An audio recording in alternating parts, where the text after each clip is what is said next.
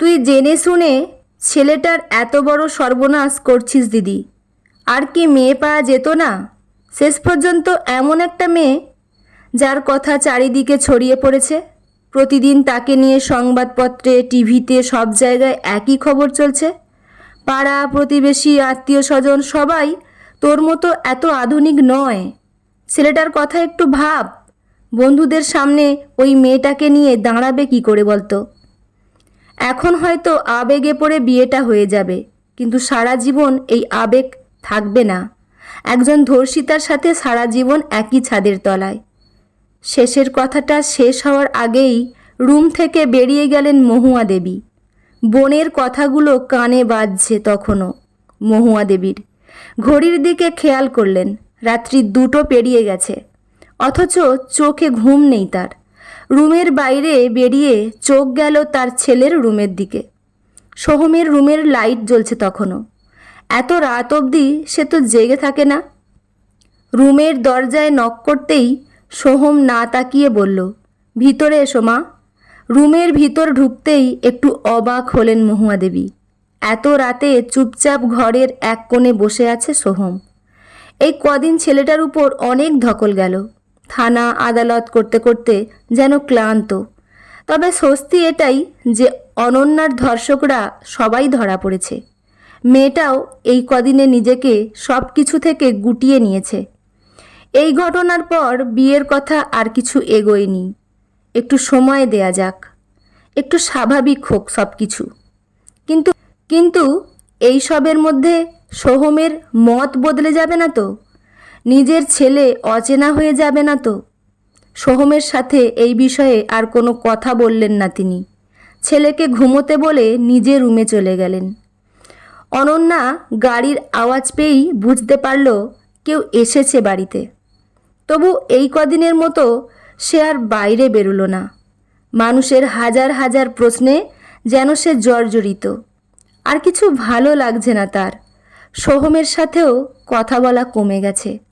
কিছুক্ষণ পর স্পষ্ট সে শুনতে পেল সোহমের মায়ের গলার স্বর।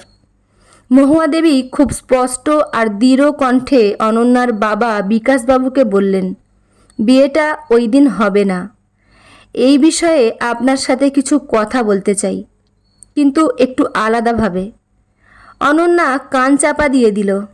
এই কদিনে যা ঘটেছে তাতে যেন সব চোখের জল শুকিয়ে গেছে। এখন আর কান্না আসে না, শুধু কষ্ট হয়। তার মানে সবাই এবার বদলে যাবে। আর এটাও তো ঠিক, কোনো মা নিজের ছেলের সাথে একজন ধর্ষিতার বিয়ে দেবেন না। কিন্তু এতে অনন্যার তো কোনো দোষ নেই। পাড়ার কয়েকজন ছেলে আগে থেকেই অনন্যাকে নানাভাবে জ্বালাতন করত। সোহমের সাথে বিয়ের কথা হতেই সেটা আরও বেড়ে গেল। একদিন সন্ধ্যের দিকে টিউশন পড়িয়ে ফিরছিল অনন্যা। বিকেল থেকে এক নাগাড়ে বৃষ্টি হতে সেভাবে রাস্তায় কেউ বের হয়নি। ফেরার পথে পিছন দিক থেকে কেউ যেন তার মুখ চেপে ধরে। আলো আঁধারিতে মুখগুলো স্পষ্ট চিনতে পেরেছিল অনন্যা। নিজেকে বাঁচানোর প্রাণপণ চেষ্টার মধ্যে মাথার পিছনে একটা জোরে ব্যথা অনুভব করল সে। কেউ যেন পিছনে থেকে কিছু একটা করে মাথায় আঘাত করল। আর কিছু মনে নেই অনন্যার। চোখ খুলল যখন, তখন সে হসপিটালে।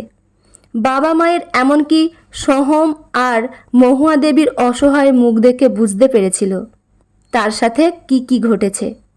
এরপর কেটে গেল কয়েক মাস। শরীরের ক্ষত ধীরে ধীরে সেরে উঠলেও মনের ক্ষত সেরে উঠল না। মা, তুমি জেগে আছো? সোহমের কথায় পিছন ফিরে তাকালেন মহুয়া দেবী। সোহম আবার জিজ্ঞাসা করল, তুমি অনন্যার বাড়ি গিয়েছিলে আজ? আমাকে তো কিছু বলনি। মহুয়া দেবী তাকে কাছে ডেকে বললেন, একটা গল্প শুনবি? সোহম তার মায়ের কথা শুনে অবাক হয়ে বসল মায়ের কাছেই। তিনি বলা শুরু করলেন, আজ থেকে অনেক বছর আগে একটি মেয়ে সদ্য বিধবা হয়েছিল। বয়স আর কতই বা হবে, তখন তার হয়তো 27-28। কোলে তখন 2 বছরের একটি বাচ্চা ছেলে। মেয়েটি একটি স্কুলে পড়াতো। একদিন ট্রেন মিস হয়ে যাওয়াতে ফিরতে দেরি হলো। শীতের সন্ধ্যা ছিল সেদিন। অনেক সাহস নিয়ে তাড়াতাড়ি বাড়ি ফেরার চেষ্টা করছিল। ঠিক সেই সময় কয়েক যুবক তার পথ আটকালো। মেয়েটি বুঝতে পারল এই অশনি সংকেত, ছুটতে শুরু করলো, কিন্তু ওদের সাথে পেরে উঠল না। ওরা জোর করে মেয়েটির হাত চেপে ধরল। ঠিক সেই সময় একজন ব্যক্তি দেবদূত হয়ে এসে মেয়েটিকে উদ্ধার করলো। মেয়েটির কোনো ক্ষতি হতে দিল না সে। সোহম কিছুটা ভয়ে ভয়ে জিজ্ঞাসা করল, এটা কার গল্প মা? মহুয়া দেবী বললেন, সেদিন ওই মেয়েটা আমি ছিলাম, আর যিনি আমাকে বাঁচিয়েছিলেন তিনি অনন্যার বাবা বিকাশ বাবু। আমি তোর উপর কোনো জোর করছি না, তোর জীবন, সব সিদ্ধান্ত তোর। তবে অনন্যাকে একটা নতুন জীবন তো দিতেই পারি আমরা। আজ আবার একটা গাড়ি এসে দাঁড়ালো অনন্যার বাড়ির সামনে। অনন্যা চুপ করে নিজের রুমেই বসে আছে। কিছুক্ষণ পরে অনন্যার মা এসে অনন্যাকে নিয়ে গেলেন। সামনে বসে আছেন মহুয়া দেবী আর সোহম। খানিকক্ষণ নিস্তব্ধতার পরে সোহম বলল, আঙ্কেল, বিয়ের ডেটটা একটু এগিয়ে আনা যায় না? কথাটা শুনে অনন্যা চোখ তুলে তাকালো সোহমের দিকে। কতদিন পর যেন সোহমকে দেখছে সে। সোহম আবার বলা শুরু করলো, আমি কোনো মহান কাজ করছি না, অতীতের কোনো ঋণ শোধও করছি না। যাকে ভালোবাসি তাকে বিয়ে করতে চাই, সারা জীবন একসাথে থাকতে চাই। সোহম একটু অভিমানের সুরে বলল, আপনার মেয়েকে বলুন এই লড়াই তার একার নয়, আমাদের সবার। আমি এই কদিন একটু চুপ ছিলাম, নিজেকে তৈরি করছিলাম, যাতে ভবিষ্যতে কেউ অনন্যাকে কোনো কষ্ট দিতে না পারে। বিকাশবাবু চোখ দিয়ে জল গড়িয়ে এলো। মহুয়া দেবী অনন্যার পাশে এসে বসলেন। তারপর বললেন, জোর করে শরীর তো ছোঁয়া যায়, কিন্তু আত্মাকে ছোঁয়া যায় না। কে কি বলল তা দেখার সময় নয় এখন। 5 জন খারাপ বললে 10 জন তোমার পাশে থাকবে, এটা মাথায় রেখো। চলো আবার সব নতুন করে শুরু করি। অনন্যা জড়িয়ে ধরল মহুয়া দেবীকে।